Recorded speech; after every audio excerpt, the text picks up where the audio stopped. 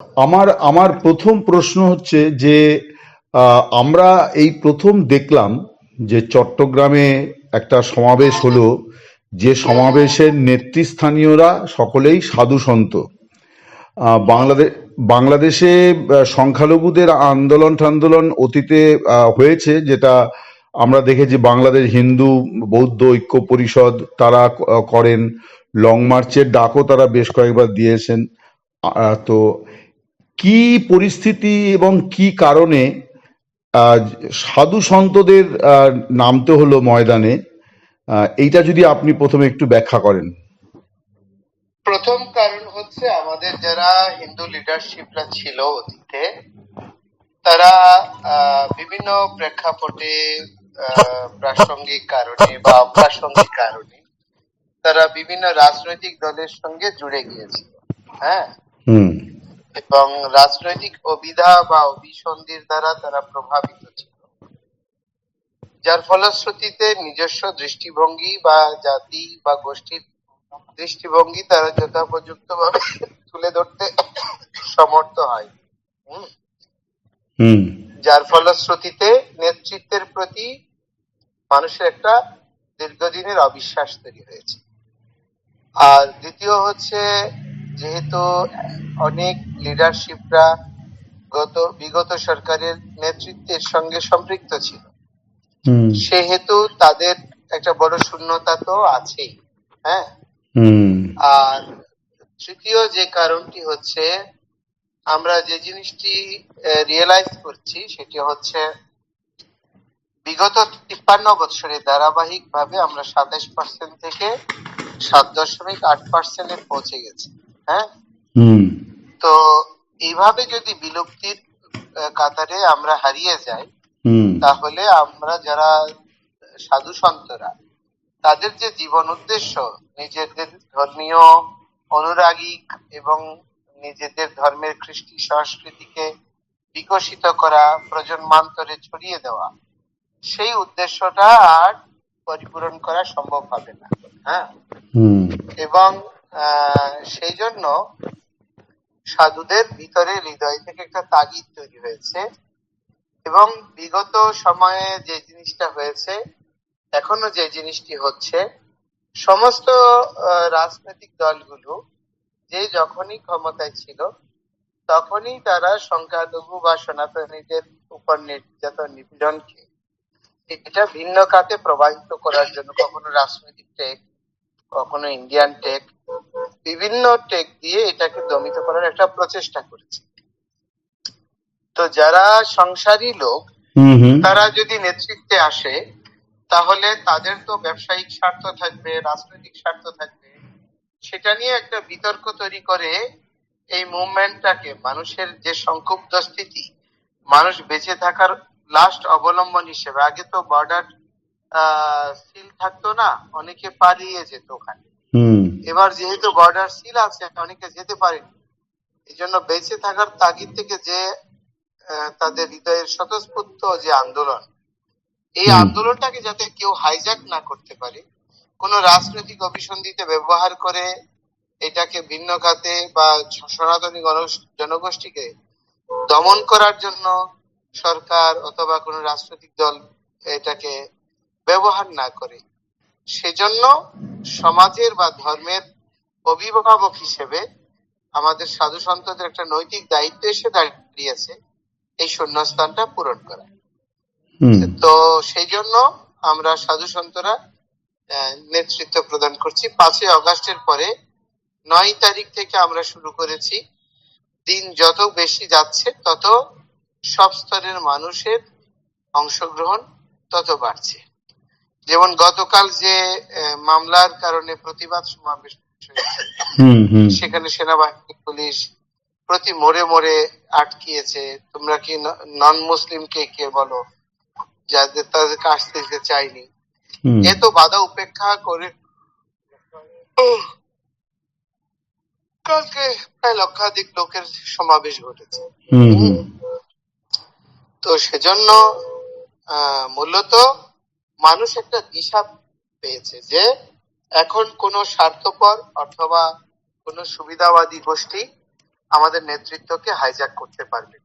হুম এবং সাধু সন্তরা যেহেতু মূল স্রোতের দায়িত্ব পালন করছে, এই জন্য মানুষের বিশ্বাস এবং আস্থা দুটোই বেশি বেশি বৃদ্ধি পেয়েছে। আপনার বিরুদ্ধে তো একেবারে গোড়াতেই মানে মানে মানে কি বলবো, মানে গোড়াতেই সমূলে উৎপাটনের মতো আপনার বিরুদ্ধে দেশদ্রোহিতার মামলা দিয়ে দেওয়া হয়েছে।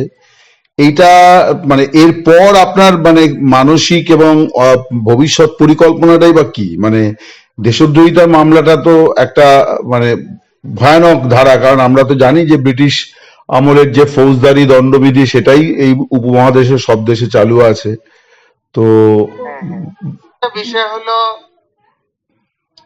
আপনাকে বুঝতে হবে, যখন মানুষের দাবি বা মানুষের আকাঙ্ক্ষা একীভূত হয়ে যায়, তখন সেই আকাঙ্ক্ষা বৈধ একটা ভিত্তির উপর অধিষ্ঠিত হয়। সেই আকাঙ্ক্ষার বাস্তব আপনার মৌলিক আবেদন থাকে, হুম তখন সেই নেতৃত্বকে সবাই সমীহ করে, কাউন্ট করে। হুম তো আমি যেটা মনে করি, সনাতনীদের যে দাবি, এটা কোনো রাজনৈতিক দাবি না, কোনো অভিসন্ধিজনিত দাবি না, সেটা বেঁচে থাকার মৌলিক তাগিদ থেকে। এবং এই আন্দোলন স্বতঃস্ফূর্ত আন্দোলন, এবং এখানে যত সাধু সন্তরা কাজ করছে তারাও সবাই স্বতঃস্ফূর্ত কাজ করছে। হুম আমাদের প্রথম দিন যে 10 তারিখ চট্টগ্রামে যে প্রায় 1.5 লক্ষাধিক লোক সমাবেশ হয়েছে, হুম সেখানে মাত্র খরচ হয়েছে 6,800 টাকা, ব্যানার, ফেস্টুন, মাইক এসবের কারণে। তো 6,800 টাকা খরচ করে তো 1.5 লাখ লোক সমাগম করা সম্ভব না কোনো, তাই হুম না? তো মানুষ নেতৃত্বের প্রতি আস্থাশীল হয়েছে। তো এই জন্য তারা চিন্তা করছে এটাকে যদি ভিন্ন খাতে প্রবাহিত করা যায় তাহলে সুবিধা হয়, দমিয়ে দেওয়া যায়। তো এই জন্য মূলত তারা সর্বোচ্চ অস্ত্রটাই ব্যবহার করছে।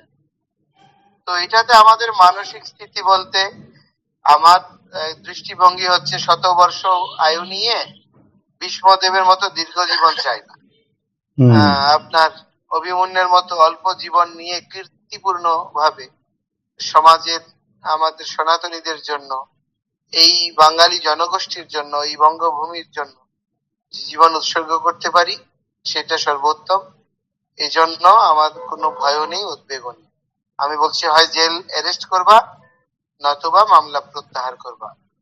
তো গতকাল বিএনপির পক্ষ থেকে, ও যেহেতু ওয়ার্ড পর্যায়ে লিডারশিপ ছিল, হুম বিএনপির ভারপ্রাপ্ত সভাপতি জনাব তারেক রহমানের নির্দেশে তাকে বহিষ্কার করা হয়েছে। এটার জন্য আমরা সাধুবাদ জানাই, হুম এবং আমরা প্রত্যাশা করব এটা মামলাটাও প্রত্যাহার হবে এবং সরকার যথোপযুক্ত ব্যবস্থা নেবে, জনমানুষের আকাঙ্ক্ষাকে পরিপূরণে যত্নবান হবে। ধন্যবাদ। এই যে এত বড় একটা আন্দোলন আপনারা শুরু করেছেন, আপনাদের সাংগঠনিক প্রস্তুতিটা কিরকম? আমাদের সংগঠনে আপনার যখন মানুষ ক্ষুধার্ত হয়, পীড়িত হয়, হুম তখন তো সেই অনুভূতি প্রকাশ করার জন্য কোনো মাধ্যম লাগে। হুম হুম তো 53 বছরের বঞ্চনায় সনাতনীরা, সংখ্যালঘুরা পীড়িত। হুম এখন তাদের দেয়ালে পিঠ পিঠ ঠেকে গেছে। হুম আগে তো হয়তো লুণ্ঠন, হত্যা, দর্শন এসব হতো, এবার হুম এগুলোর সঙ্গে নতুন মাত্রা যুক্ত হয়েছে পদচ্যুতি, বিভিন্ন জায়গা থেকে অপসারণ করা, হুম ব্যবসায়ীদের টার্গেট করা, যার ফলে আমাদের সব অবলম্বন গুলো আমরা হারাতে বসেছি। এই জন্য এখন কোনো সাংগঠনিক প্রস্তুতির দরকার নেই, ডাক দিলেই মানুষের স্বতঃস্ফূর্ত অংশগ্রহণ হচ্ছে।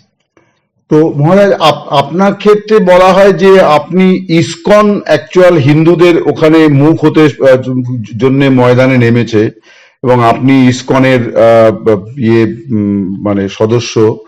তো ইসকন বাংলাদেশে সংখ্যালঘুদের জন্য, এবং সেই কারণে আন্তর্জাতিক স্তরেও এটা নিয়ে অনেক বেশি তোলপাড় হচ্ছে।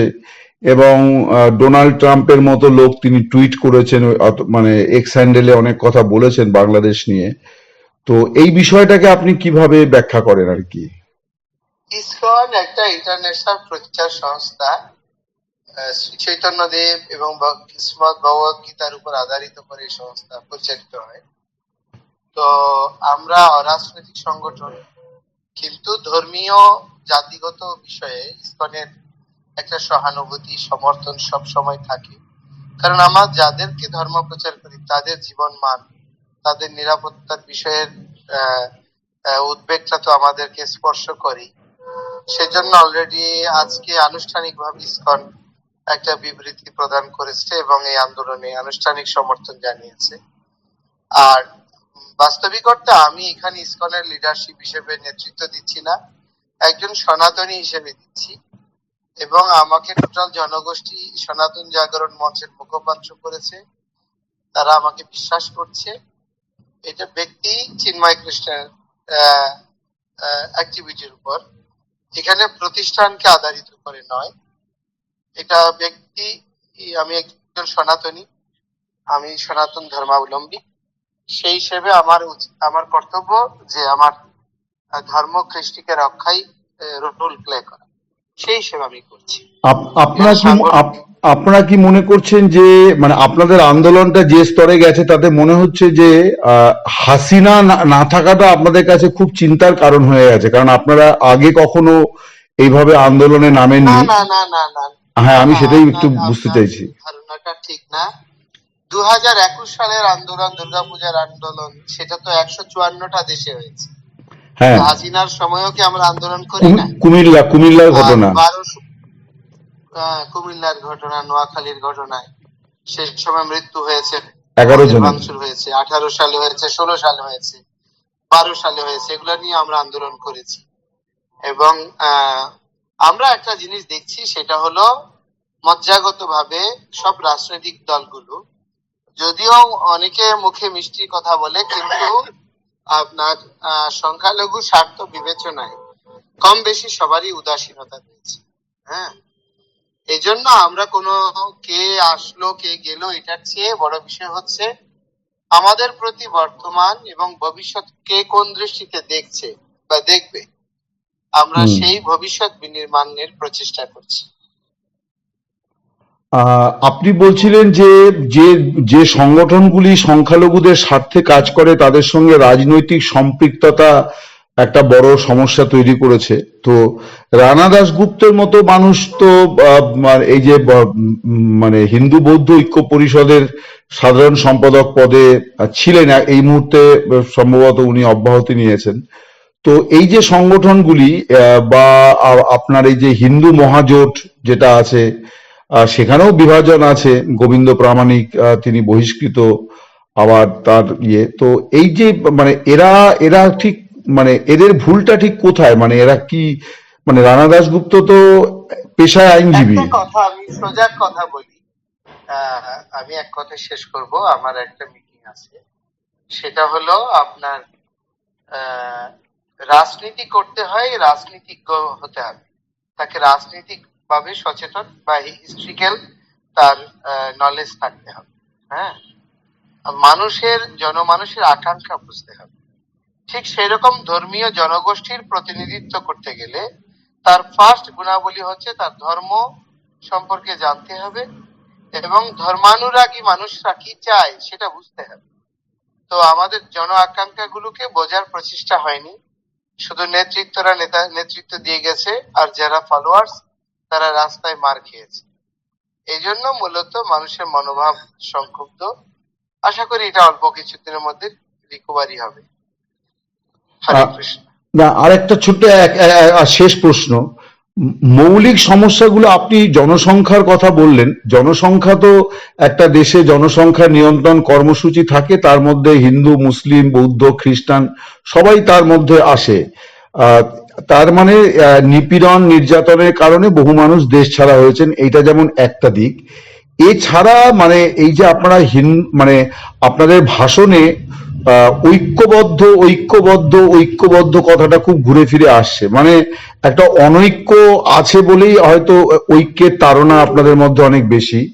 তো এইটা যদি একটু ব্যাখ্যা করেন যে ব্রিটেন গণতন্ত্রের জন্য একটা উন্নত রাষ্ট্র বলা হয়, কিন্তু ব্রিটেনের রাজা খোদ শপথ নেন ক্রুশ চিহ্ন এবং বাইবেলের মর্যাদা সমুন্নত রাখার প্রতিজ্ঞা। আমেরিকার প্রেসিডেন্টও একই রকম। হুম তো বাইবেল হাতে নিয়ে প্রতিজ্ঞা করে। এতে এদের গণতন্ত্রকে কেউ প্রশ্নবিদ্ধ করে না। কিন্তু হিন্দুরা হুম ভাবে প্রভাবিত হয়ে হুম হ্যালো ব্রিটিশ হ্যাঁ কলোনির প্রভাবে প্রভাবিত হয়ে তারা এত সেকুলার হয়ে গিয়েছে, তারা নিজের অস্তিত্ব, নিজের সংস্কৃতি, ধর্ম, তার দায়বদ্ধতা এগুলো সম্পর্কে সচেতন না। যার ফলে হিন্দুরা আপনার শুধু নিজের স্বার্থের দিকে দেখে, সুবিধার দিকে দেখে এবং জীবনটাকে উপভোগ্য বলে মনে করে। এটা উত্তরদায়িত্ব নেওয়ার একটা যে সময়, এটা রিয়েলাইজ করে না। এই জন্য হিন্দুরা ইতিহাস সচেতন নয়, অতীত থেকে কিছু শিক্ষা নেয় না, জীবনটা শুধু এনজয় হিসেবে উপভোগ করে কাটায়। হ্যালো এই জন্য আমরা হিন্দুদেরকে ঐক্যবদ্ধ হতে বলছি। হুম হ্যালো, আমরা হ্যাঁ হিন্দুদেরকে এই জন্য ঐক্যবদ্ধ হতে বলছি। এবং না ভারত একটা এত বড় একটা দেশ, হিন্দুদের দেশ, এখানে 80% হিন্দু। একই সমস্যা ওখানেও আছে। হ্যাঁ, কিন্তু যদি এখানে তো একটা হিন্দু জাগরণের একটা ধারাবাহিক প্রক্রিয়া রয়েছে, বিজেপির মতো একটা দল আছে, আরএসএস এর মতো সংগঠন আছে। তারা কি করছে? তারা কি আপনাদের জন্য খুব সহায়ক ভূমিকা পালন করতে পারছে বলে আপনারা মনে করছেন? না, আমরা কোন দেশের দল, কোন দেশের সরকারের কাছে সহায়তা চাই না। আমাদের সহায়তা চাওয়ার লক্ষ্যবস্তু বা কেন্দ্রস্থল হচ্ছে বাংলাদেশ সরকার, বাংলাদেশের গণতান্ত্রিক রাজনৈতিক দলগুলি। আমরা হিন্দু হিসেবে বৈশ্বিক যারা হিন্দু, আমরা যে ভুলের কারণে হিন্দুরা সব জায়গায় মার খাচ্ছি, আমরা সে আহ্বান জানাবো। হুম কিন্তু আমরা এমনি কোন রাজনৈতিক দল, কোন গভর্নমেন্ট, কোন প্রাদেশিক সরকারের কাছে সহায়তা চাই না। বাংলাদেশের বন্ধু হিসেবে সবাই এই গণতান্ত্রিক অভিযাত্রায় সবাই আমাদের বাংলাদেশি মানুষের পাশে দাঁড়াবে, সহযোগ দেবে, এটি প্রার্থনা করি। ঠিক আছে, ঠিক, নমস্কার। নমস্কার। ঠিক।